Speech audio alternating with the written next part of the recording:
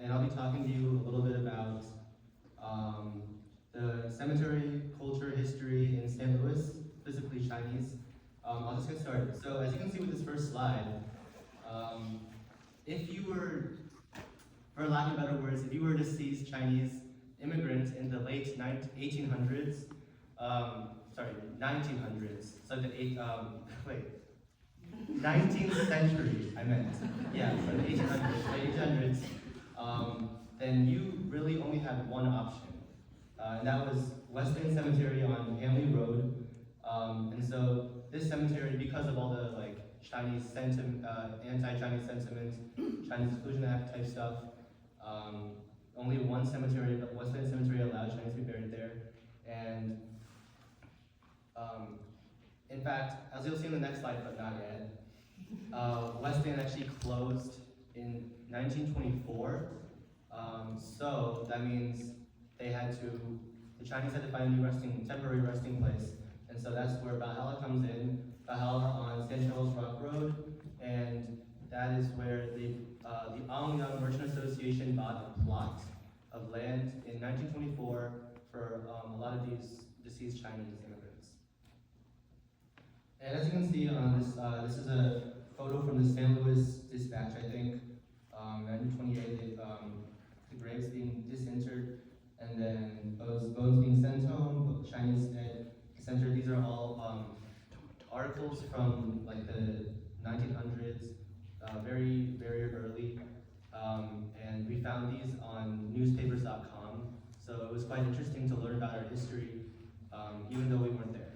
So yeah, and then this is kind of I thought it was quite interesting to talk about the process actually of going from St. Louis or any city all the way back to mainland China. So you gotta have a lot of connections to get back to where you started.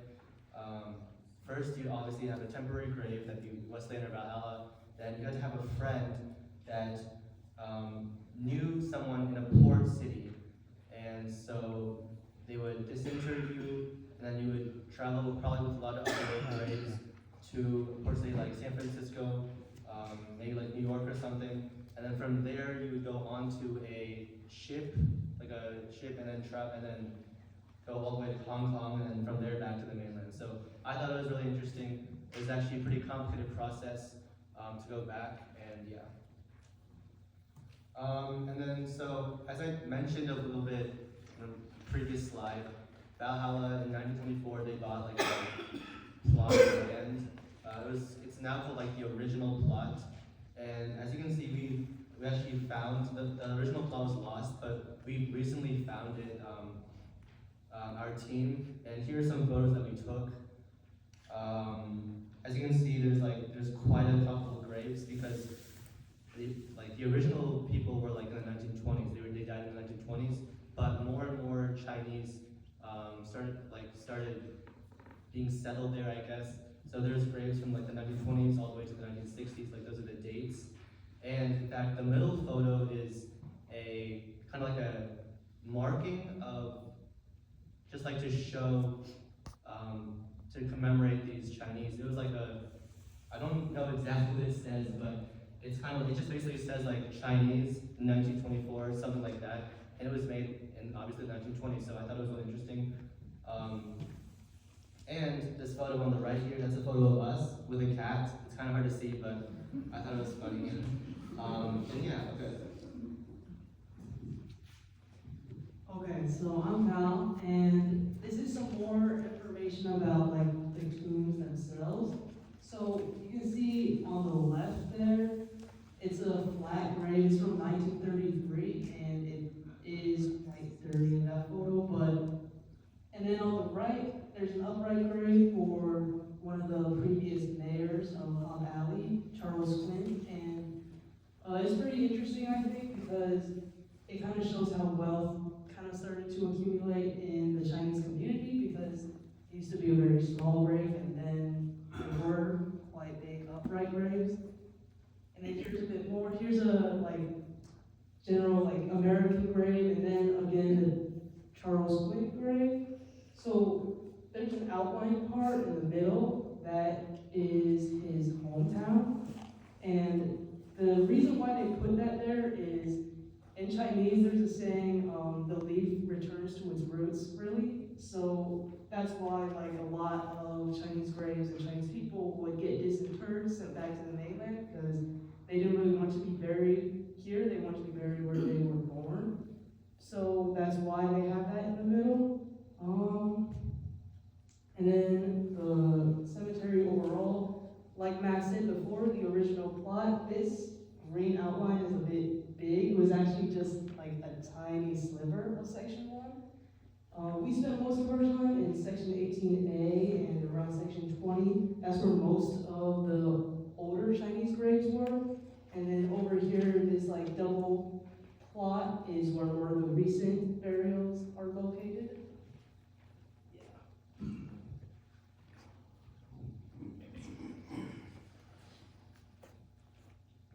Okay, so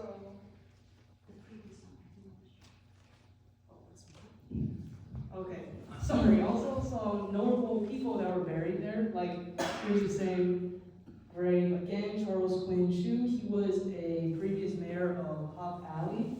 There's also another mayor, Joe Lin. He was head of the Orient Restaurant.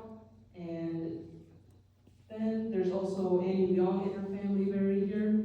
Annie Leong managed the Asia Cafe, and she also eventually became head of the Anyang Association, which was quite a feat for a woman back then. And there's also Lily Hong and her family. So, yeah.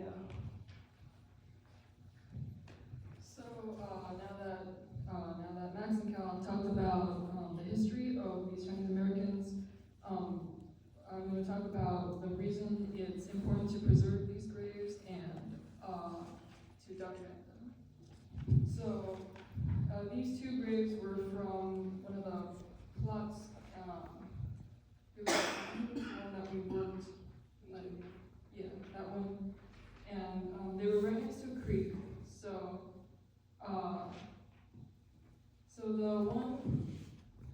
that one there is of a old man, and this one here is of a 6-year-old girl. And when we originally found that plot, their graves, like we almost didn't find their graves because it was completely covered by like leaves and weeds and stuff. And actually later on when Dr. Liu went back to check on the plot, these two graves had disappeared. They had disappeared into the creek that was next to that plot after a storm. So the cemetery did replace them, but if we hadn't been documenting them, they might have been forgotten.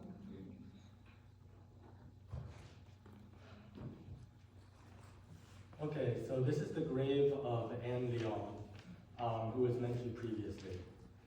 Now, about 2 years ago, I worked in a library for about a week, documenting early Chinese immigrants that came here. And we looked through all the yearbooks to try to find all the students, but we only really found about one student every like 3 yearbooks that was Asian. Now the thing is that today, like especially AACS's evidence, we see tons of Asian students popping up all around St. Louis. Now AACS stands for Asian American Civic Scholars, and I believe that's the American with the Asian that helps cement it as its unique organization. And basically the grave of Anne Leong, I think, is a perfect example of those early Asian Americans that helped carve their own identity. Because as I said before, it's quite hard for most people to return back to mainland China. The thing is that Anne Leong was the leader of the Ongyang Merchant Association, and therefore most likely had the connection to go back. However, both her and her parents remain buried here at Valhalla. So I believe that this, one of the earliest graves that the Ongyang Merchant Association secured in the plots that they have here, really helped represent how the Asian American roots in St. Louis started as a whole.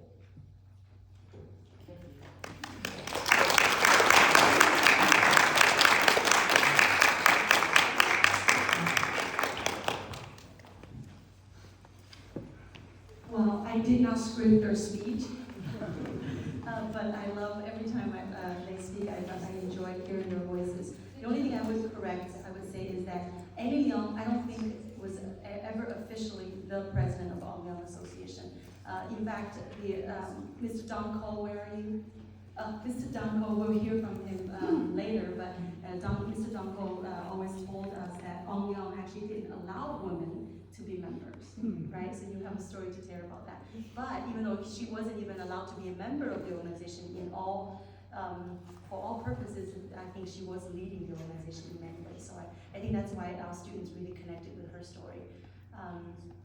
I believe next, if we could have the honor of having Ms. Rita Days of the St. Louis County Council.